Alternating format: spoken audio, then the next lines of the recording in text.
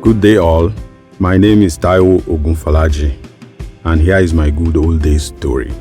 Yes, Taiwo is my name, the third child of 6 in order of appearance, that is. Mind you, I have never subscribed to that age-long stereotype that Omo Kenyi Ugbegbo. Anyway, that is, the last of the set of twins is the eldest. I remain the eldest of the twins. I was born and bred in Abeokuta, in the then suburbs of Onikoko, Ibara, to a loving and caring but equally strict parents.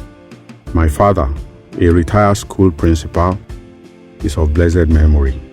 My octogenarian mother, a teacher turned PZ factor, shall by the grace of God live to her full ripe old age. My foray into entrepreneurship and industry started in my early primary school days with the hawking of all kinds of wares for my mom. Bread, provisions, whichever fruit was in season, everything. And then later in my secondary school days with Yaoni Jogi. There was this river not far from our house, from where Yaoni Jogi used to gather sharp sand, which she sold by truckloads. Because of her age and waning strength, Yaoni Jogi could not on her own gather enough sand to meet demand. She then encouraged we young boys to do it for her, at a fee of course. She used to pay us 30 kobo for a yard of sand. This was equivalent to 30 medium-sized raffia baskets of sand. 90 yards of sand made a tipper truck load then. We would rent from Yaoni Jogi a shovel and basket at 5 kobo each per day. It was now up to you to maximize the use of your implements.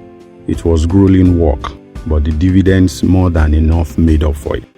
The money I made from Tembure, that's the name we called that job then, used to cover the cost of my pairs of jeans, polo t-shirts and shoes I wore to parties and literary and debating functions then. I used to sneak to Balogun and Yaba markets in Lagos to make my purchases. Whatever money was left over went to living large in school during long breaks. I mean, those were the days when you have to impress, well, we were still young then. I can't say we were impressing girls, but at least, you know how it is. In spite of the very rare bomo incidences, growing up was comfortable, much fun and very safe. It could not have been any other way with the gift of parents we had. We also had the blessing of accommodating and caring maternal aunties and paternal uncles with whom we spent our holiday periods, especially the long vacations. I remember with nostalgia those growing up days at our paternal village of Araromi, Mile 6, Ajebo Road, Abeokuta, where nature provided everything from bushmeat and fish caught with traps, and soups made from vegetables and pepper freshly plucked from the farm, accompanied by steaming hot amalalafun or eba. The struggle with the watery soup, popularly called pademini gumpa buri oboro, was an added fun. The second part of our long vacations were usually spent in Lagos with either our maternal grandmother, Iya Kingsway, of blessed memory at Itire Road, Mushin, or with Auntie Abeun at Ewu, or Auntie Titi on Airport Road, Ikeja, all in Lagos. The experiences were as much fun as they are indelible. At Iya Kingsway's, we usually woke up to a morning ritual of a cube of sugar each, which according to her was to gather the worms in our tummies together, followed by the unpleasant cup of agbo jedi, without which there would never be the much anticipated steaming hot plate of rice or wahagoin and agege bread.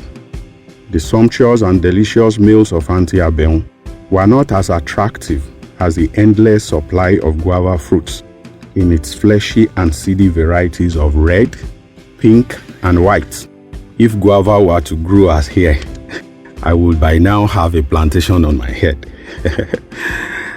The visit to Auntie Titi was perhaps the most looked forward to, not really for the fruits or the food, but for the endless excursions to the airport.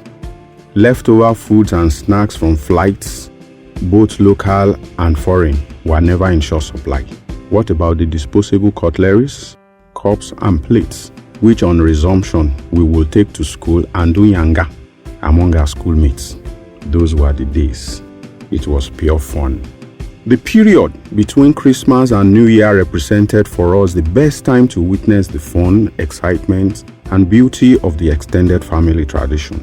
As early as 30 December, family members from far and near would have started converging on my parents' 16-room mansion, preparatory to the New Year celebrations, each bringing what they could to supplement the provisions of my parents for a grand annual celebration. So much to eat and drink, very loud music, and lots of mischief among we children. I look back now and wonder where the extended family life had gone.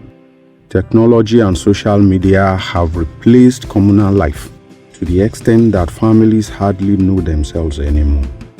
I wonder why many of our youths feel so beholden to free and easy money. All consideration is for pleasure and not hard work. We can reverse the trend with a will. We can change the narrative. Our children deserve that same old-tested communal spirit we grew up with. It's time to love, care, and look out for each other as families should.